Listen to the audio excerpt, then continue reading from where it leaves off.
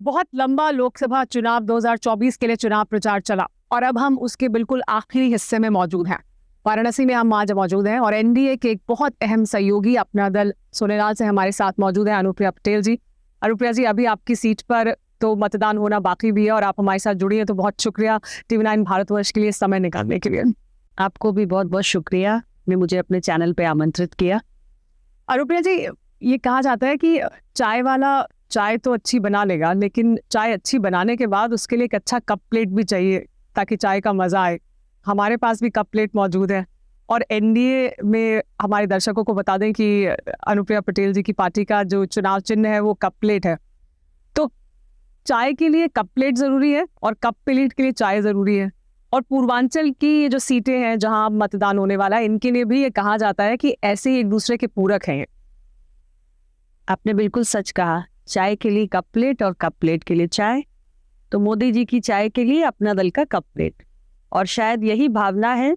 इसके लिए हमारा ये जो गठबंधन है आज 5वां चुनाव एक साथ मिलकर लड़ रहा है। और पूर्वांचल खास तौर से अब अंतिम चरण में हमारे पूर्वांचल की कई सीटें हैं और इस बार पूर्वांचल में आप देखिएगा कि जितनी भी सीटें हम लड़ रहे हैं, क्योंकि इस बार हमारे और भी सहयोगी साथ में हैं। हमारे साथ निषाद पार्टी भी है, सुभाषपा भी है। तो ये सबके साथ आने से एक जो ताकत बन रही है वो बहुत बड़ी बन रही है। एक ये भी फैक्टर है जिसके कारण मैं कह रही हूँ कि पूर्वांचल में प्रदर्शन एनडीए का बहुत बेहतरीन रहेगा। और इसके अलावा मेरा ये भी मानना है कि पूर्वांचल को हमेशा तमाम राजनीतिक दलों ने एक राजनीतिक चारागाह के रूप में उपयोग किया। हमारी सरकार आई तो हमने पूर्वांचल में विकास को बहुत तवज्जो दी और देश के पूर्वी हिस्से पर पूरी तरीके से मोदी सरकार की दृष्टि केंद्रित रही और हमारा ये पूर्वांचल का हिस्सा भी उसके तहत लाभान्वित हुआ है। तो भारत सरकार हो या उत्तर प्रदेश की सरकार हो, तमाम योजनाएं परियोजनाएं सरकार के कार्यक्रमों का लाभ आम जनमानस तक पहुंचा है। इसके चलते आम मतदाता जो पूर्वांचल का है उसने अपने जीवन में एक बदलाव महसूस किया है और हमारे गठबंधन को वो पसंद भी कर रहा है और हमारे गठबंधन के लिए वोट भी करने जा रहा है। क्योंकि अब मैं जब आपकी सीट के बारे में भी और यहाँ के बारे में कुछ रिसर्च करी थी तो मैंने देखा और पाया कि 1952 के बाद से मिर्जापुर में किसी ने भी हैट्रिक नहीं लगाई है। एक साथ 3 बार चुनाव जीते और आप उस हैट्रिक के मुहाने पर खड़ी हुई हैं। तो आपको लगता है कि ये बदलेगी जो ट्रेडिशन अभी तक रही है या बरकरार रहेगी? देखिए, कोई अच्छी परंपरा तो मैं इसे नहीं मानती कि किसी को मौका तीसरी बार ना मिले। मुझे लगता है कि मौका देना या ना देना ये निर्भर करता है कि जो भी प्रत्याशी बनकर आया, जिसको भी जनप्रतिनिधि आपने चुना, क्षेत्र की सेवा का जिसको भी अवसर मिला, उसने इवेंचुअली अपने कॉन्स्टिट्यूएंसी को नर्चर करने के लिए क्या किया। तो मैं 2014 में लड़ी थी, मेरे मिर्जापुर के मतदाताओं के लिए नई थी, लेकिन उन्होंने मुझे बहुत बड़े मार्जिन से जिताया था। 2019 में लड़ी, मैंने कुछ काम किया, लोगों को पसंद आया और भी बड़े जीत के अंतर से मुझे संसद भेजा। और अब तो मेरा 10 साल का कार्यकाल पूरा हुआ है और इस 10 साल में मिर्जापुर विकास की दृष्टि से बहुत आगे बढ़ा है।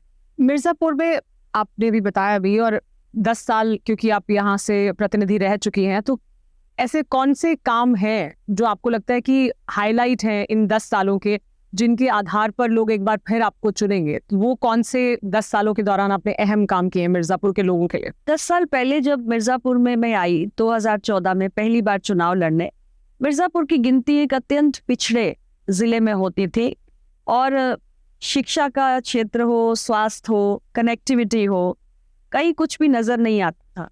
मैंने यहाँ लोगों के बीच में समय बिताया, उनकी अभिलाषाओं को समझा, उनकी क्षेत्र की क्या अपेक्षाएं हैं उसको समझा और इन 10 वर्षों में मैंने काफ़ी प्रयास किया। और यहाँ पे इन वर्षों में मैं कहूँ कि मेडिकल कॉलेज जो कभी नहीं था वो आया। यहाँ पर 50 बेड के आयुष अस्पताल की भी मैंने स्थापना करवाई। फिर यहाँ पर ज़िला अस्पताल के अंदर एक हमारी सरकार योजना लेके आई कि जो डिस्ट्रिक्ट हॉस्पिटल्स है उसमें हम PPP मोड पर डायलिसिस सेंटर्स खोलेंगे। वो डायलिसिस सेंटर भी यहाँ पर खुला। शिक्षा की दृष्टि से केंद्रीय विद्यालय यहाँ नहीं था, मैंने स्थापित किया। आप पर लेकिन फिर मिर्जापुर में ये आरोप भी लगता है, विपक्ष भी आरोप लगाता है और मिर्जापुर में भी ऐसी बार बार बात सुनने को मिलती है कि आप उतना मिर्जापुर आती नहीं। क्या इसमें कोई दम है इस आरोप में कि मिर्जापुर में नहीं दिखती हैं बहुत अनुप्रिया? ये पूरी तरीके से निराधार है। मेरे विपक्षियों को असल में कुछ मिल ही नहीं रहा है। आखिर वो मेरे खिलाफ प्रचार करने जाएं तो वो अपने लिए क्या कहकर वोट मांगे, उन्हें कुछ तो कहना पड़ेगा।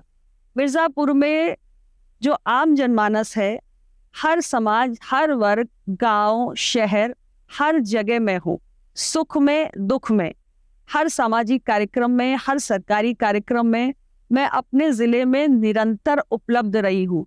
2019 की तुलना में, या हम 2014 की भी अगर बात कर लें, 2014 फिर 2019, अब हम 2024 के चुनाव के मुहाने पर है, क्या चुनौती आपको लगती है, क्या बदला है 2019 के बाद इस बार के जो चुनाव में है, वो चुनौतियां क्या है या ज्यादा चुनौतीपूर्ण है क्या ये 2024 का चुनाव?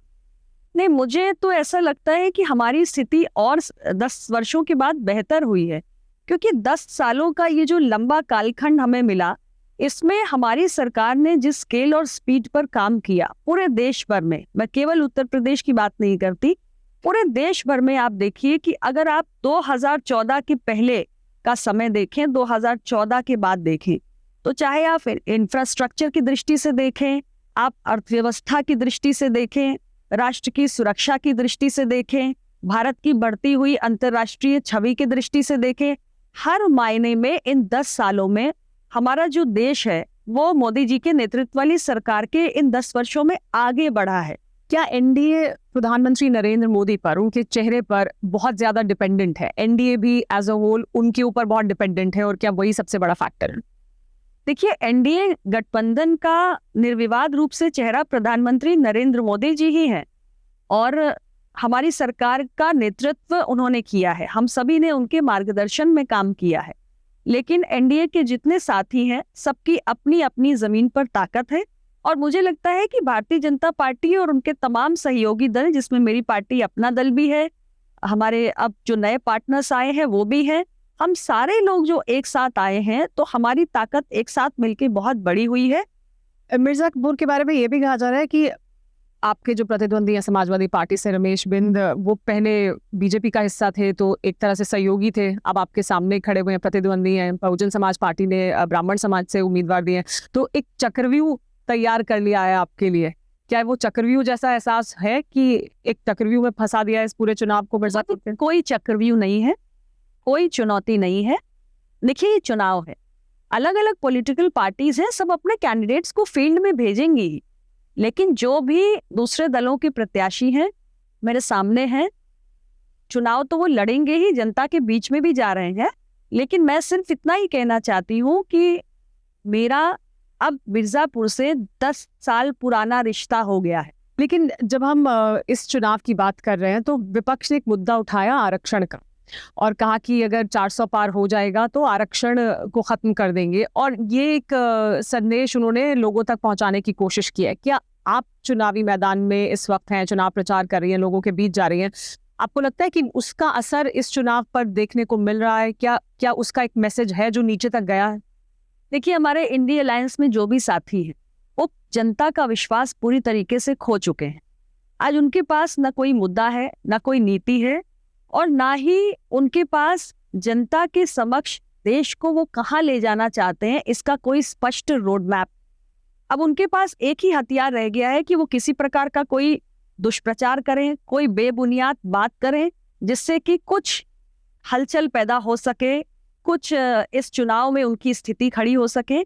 लेकिन इन सभी बातों की कोई मायने नहीं। जब ये कहा जाता है कि देखिए मुसलमानों को आरक्षण दे दिया, मुसलमानों को आरक्षण नहीं मिलना चाहिए, या ये उनकी तुष्टीकरण के लिए दिया, तो संदेश ऐसा जाता है, या जो मैसेज है वो ऐसा जाता है कि पसमानदा मुसलमानों को भी आरक्षण अब नहीं मिलेगा, सबका आरक्षण खत्म कर दिया जाएगा, यानी अगर आप मुसलमान हैं तो आपको किसी प्रकार का आरक्षण नहीं मिलेगा। क्या ये मैसेज भी है? क्या ये मैसेज जा रहा है, और क्या ये सही मैसेज है? ये ऐसा बिल्कुल नहीं है। मैंने पहले ही स्थिति स्पष्ट की कि जब मंडल आयोग की सिफारिशों को हमने लागू किया और पिछड़ी जातियों के लिए 27% के आरक्षण का प्रावधान किया, तो उसमें पिछड़ी जातियां चाहे हिंदुओं की हो, चाहे हमारे मुसलमान हो, जो पसमानदा समाज है, जो पिछड़ी जातियां हैं मुसलमानों में, उनको उस आरक्षण का लाभ मिल रहा है।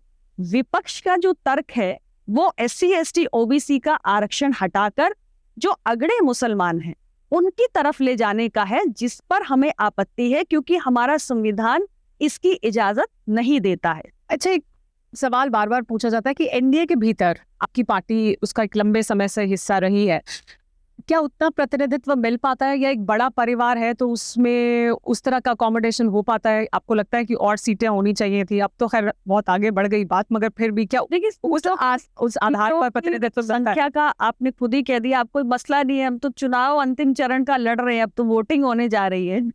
और आप देखिए, हम लोग एक क्षेत्रीय दल है, भारतीय जनता पार्टी एक राष्ट्रीय पार्टी है।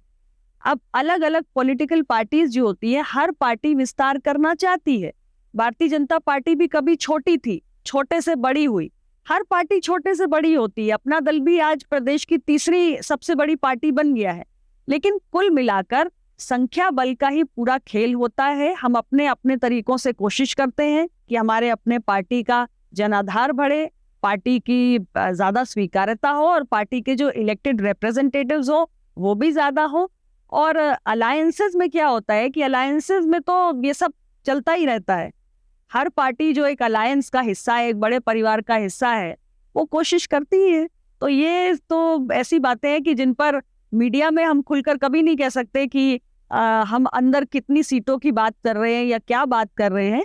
कुल मिलाकर एनडीए का गठबंधन एक सफल प्रयोग है। मेरा आखिरी सवाल आपसे ये कि महिलाओं को आरक्षण चुनावी मैदान में देने की बात होती है, पार्टियों से भी ये मांग रखी जाती है कि आप 30% कम से कम टिकट दें।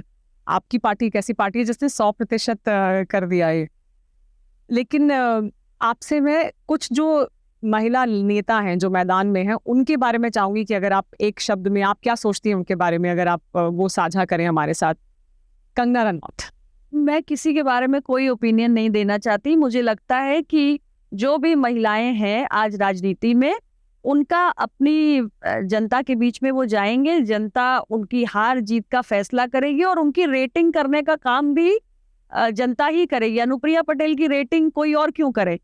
मेरी अपनी जनता है जिसके बीच में मैं काम करती हूँ, वो चुनावी परिणामों में रेटिंग अपने आप ही कर देंगे। मैं कौन होती हूँ किसी की रेटिंग करने वाली? आपने तो 100% कर दिया, तो आपको लगता है बाकी पार्टियों को भी और प्रतिनिधित्व बढ़ाना चाहिए? मैं किसी को कोई सलाह नहीं दूंगी। मुझे जो उचित लगा वो मैंने किया। मेरी पार्टी 2 लोकसभा सीटें लड़ रही है और 100% महिला आरक्षण को हमने लागू किया है।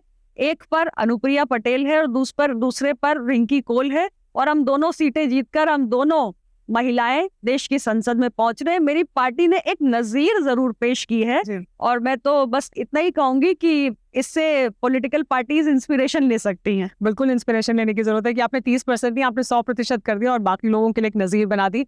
बहुत धन्यवाद TV9 भारतवर्ष से बात करने के लिए और अपने इस बिजी शेड्यूल से समय निकालने के लिए। Thank you.